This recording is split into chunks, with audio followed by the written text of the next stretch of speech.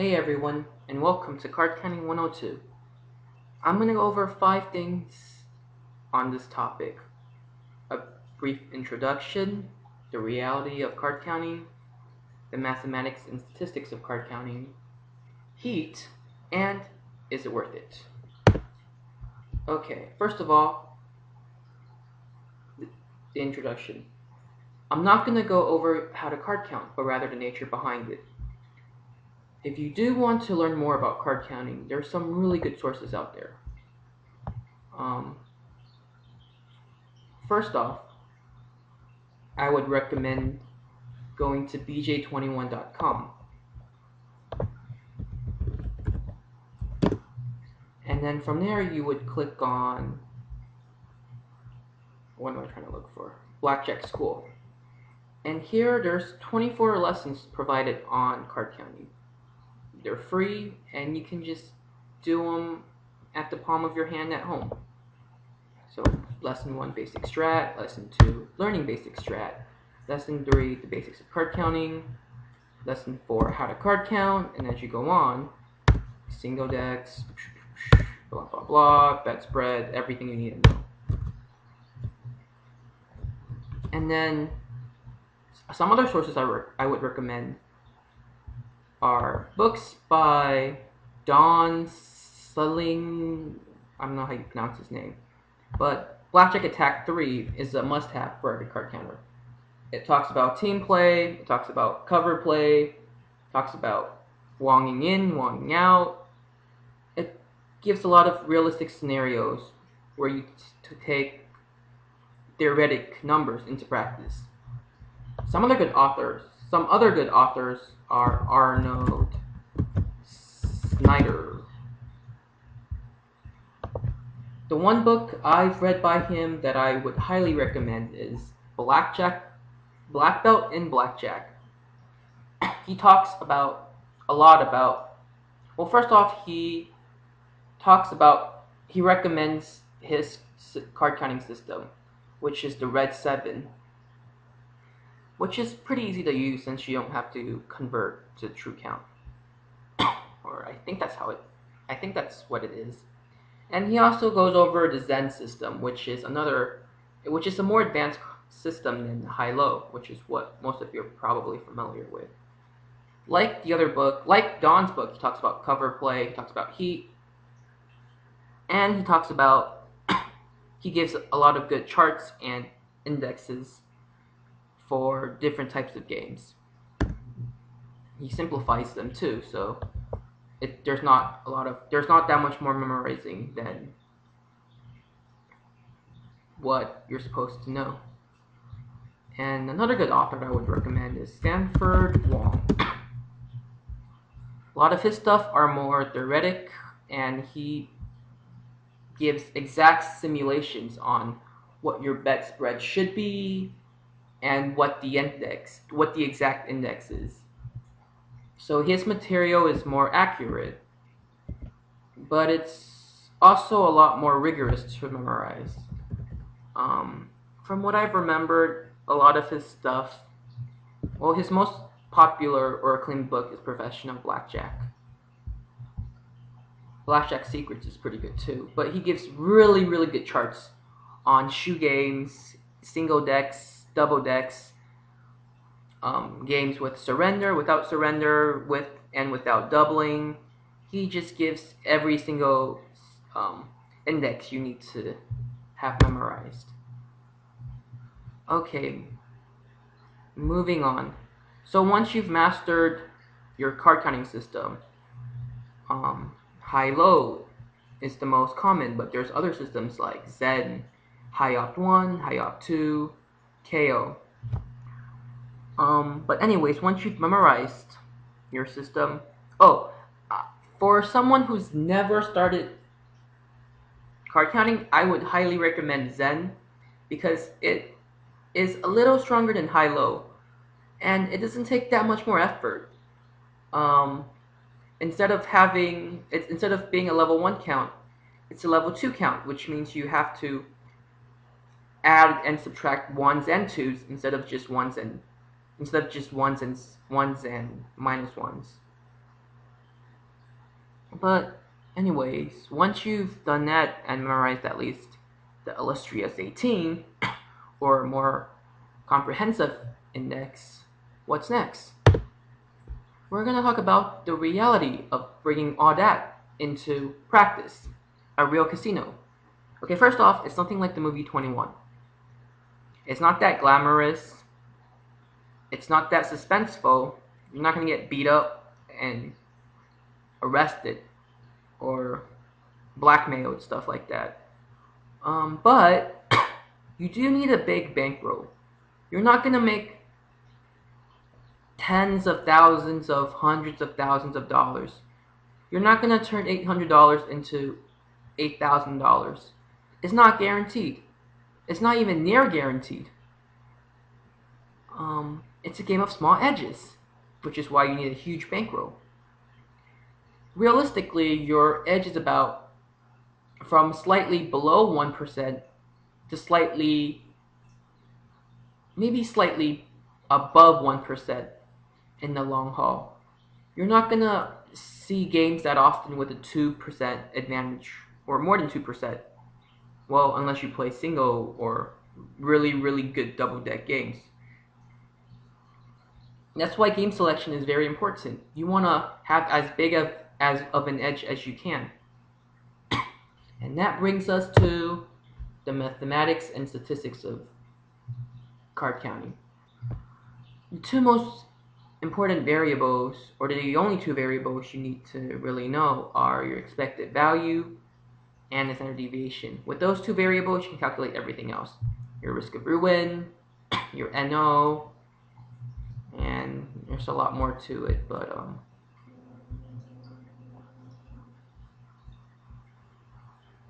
give me 1 second. Or no, I thought I just heard someone. Okay, moving on. Oh what am I doing? But a really good source to have is CVCX, and you'll see why in a minute. So with this program, I can calculate pretty much everything I need to know about the statistics of whatever game I'm playing. So let's say I'm playing using high-low and using every index I need to know. Okay, a typical game you'll find in Vegas is a hard 17, meaning that the dealer hits a soft 17, doubling after you split. They offer surrender, and you can re-split aces. 3 to 2 blackjack. A vast virus database has been updated. So in a typical game, you would assume that the penetration is about 75%. With this, spreading 1 to 20, meaning in this case, probably 5 to 100. Okay, with the 10k bankroll, spreading 5 to 100, you're going to have a win rate of about $20 an hour. And the standard deviation is about $338 an hour. Oh yeah, and this also assumes that you're getting in 100 hands an hour. As you can see, your risk of ruin is about 2.6%. In theory, that sounds pretty low, but when you bring this into practice, it's pretty damn fucking high. You're not gonna like it once you hit your downswing, and if you increase these units, it's pretty linear. The numbers are just gonna get bigger. When you win a lot, but when you lose, you lose a lot too. You're never gonna make $20 an hour. Or you will, but you're never gonna. That's not gonna be realistic. Realistically speaking, you're gonna be making somewhere, or 68% of the time, you're gonna make somewhere between $358 or losing $318 an hour. And this is where we talk about your risk of ruin. We already did. That this is where we talk about your NO. N0, I mean. N0 is calculated by dividing your standard deviation squared by your EV squared. And with that, you come up to the number 26,416, or 26,000. This means that it will take you roughly 264 hours for your expected value to equal your standard deviation. That means there is still a 16% chance after this 264 grueling hours that you're going to be losing money. Ouch. Now, that is not something you would like. Assuming you play 20 hours a month, you can still be in the red for the year after that many hours. And if that's something you can't put up with, then this is something you shouldn't try at all. And finally, we'll talk about the Kelly criterion. Well, because due to the nature of this, well, for a casual player, you don't really have to worry about that. But for a recre or for a professional, well, the most optimum way to grow your bankroll is to play by the full Kelly. But this means that you adjust your bets as your bankroll increases or decreases. So, generally speaking, full Kelly is about 50 max units of your bankroll, which seems about right. This is not recommended because no one can handle the swings once they attempt this. Most pros use half Kelly. No, most pros use quarter Kelly or even 8 Kellys, and a lot of casual players like me use somewhere between quarter to half Kelly. Oh yeah, one more thing I want to talk about is penetration. As we can see, spreading 5 to 100 in a 75% pen game, you're making $20 an hour. But if the pen is pretty bad, say 1/3 of the deck, you're making 16 an hour. And if we decrease this to somewhere lower, you're making 13 an hour. You can see this drops drastically. But if the pen is really good, such as one deck, so 83%, you're going to make 25 an hour. And if it goes somewhere extremely high, well, this is just not realistic. You're not going to see anywhere that goes to like less than a deck left, but the number just, wow. It just jumps all of this. Oh, because, no, this is inaccurate because you're doubling your bet spread.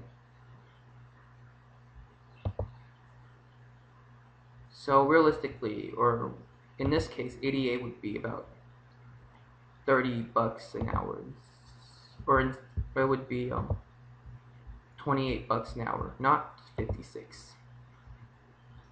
But okay. Moving on, heat. Heat is another big issue in blackjack. Your longevity, as you move on in your career, is only going to decrease. As you play more and more, you're going to burn your store more and more. If you play in the reds, say $5 to $50, $50, your longevity is probably going to be really long because they're not gonna care about your action. Well, depends on the store too. Say you play a single deck, they're gonna care. But if you play a shoe game in a major casino in Atlantic City or in a big casino, Indian casino in California or somewhere in Vegas, playing in reds shouldn't generate that much heat, especially if your bet spread's pretty small and you're not going over $50. But as you move on into the 100 mark, that's where they're going to start caring a little more. And this is where you should probably start playing unrated instead of rated. Um, at some point, if they think you're proficient enough, they're not going to tolerate your action. They're going to tap you in the back and say, hey man, you're too good for us. You're no longer welcome to play blackjack, but hey, you can always play roulette. And once you get that message, that's where you experience heat. And once you start playing bigger, say greens or blacks, greens to blacks, they're gonna care a lot about your action. There's people in casinos known as the floor. They're gonna notify, well, they're gonna notify someone, probably the pit boss. And the pit boss is gonna give a lot of attention to your play and notify the eye in the sky, the eye in the motherfucking sky. And they're known as surveillance. They're gonna run computer softwares on your play to see how well you play. A way um, to deflect your system is to use cover play. You should occasionally make mistakes on purpose. Well, I don't recommend this for red chip players because, or even shoe game players, because there's really no point. Your bet spread is what matters the most, and there's really no way to cover that unless you use some kind of parlay system or parlay cover, which I don't even would recommend for any type of player. But if you play pitch games like single and double decks, you can afford to get creative with your play, such as ensuring when you're not supposed to, or standing on your soft 18 when you're supposed to hit or double. But oh yeah, a way to fool this computer system is to make mistakes occasionally on purpose, and that would mess up their evaluation on your play, and that might generate um, a little more longevity. But I mean, it's really pointless if you're just starting out. The best way to counter this, or just heat overall, is to pull really short sessions, one or two max bets, and you're out. And that is why we're going to talk about if it's worth it or not. For most of us, no. But if you do have a big bankroll, you do like variance, you're unemployed, you have no other options, and you live somewhere that has an overabundance of casinos, then yes, I would say it might just be worth it if you're that type of person.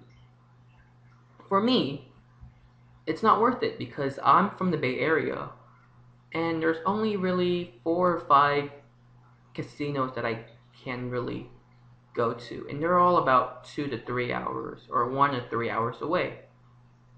On top of that, I can't really play short sessions because the casinos are about an hour away from each other as well. So I'm forced to play long sessions.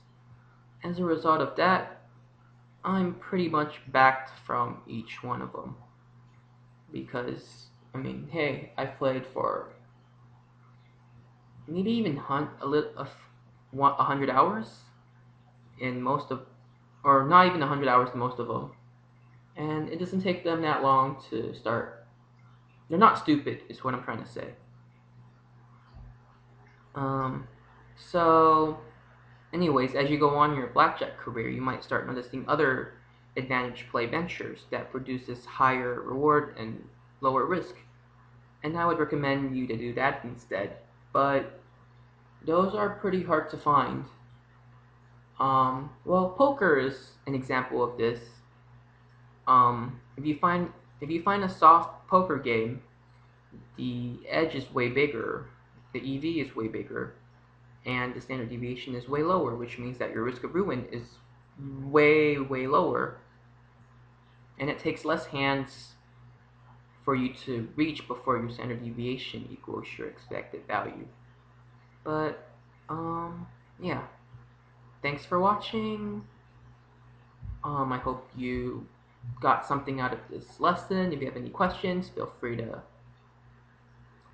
make a few comments. Thanks.